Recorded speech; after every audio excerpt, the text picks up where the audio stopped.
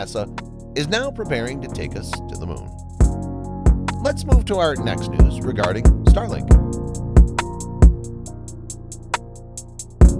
Mr. David Goldman, Director of Satellite Policy at SpaceX, has complied to accept conditions of Dish Corporation, an American satellite television company, for operating Starlink satellite constellation for network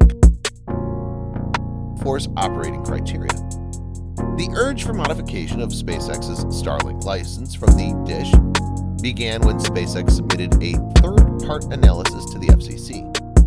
The analysis used data that SpaceX had submitted to Dish to establish that if one beam per frequency per satellite in an area, but Dish disrupted SpaceX's intention. Dish demanded that SpaceX's Starlink license should be modified for using more than one beam. Mr. Goldman has agreed to the modification and updated the license, but he also refused to hear any further demand from Dish. Goldman also accepts Amazon's demand of restricting Starlink satellites' operational altitude to 580 kilometers, whether or not Amazon launches satellites operational at lower altitudes from the future Kuiper satellites. That's all for now.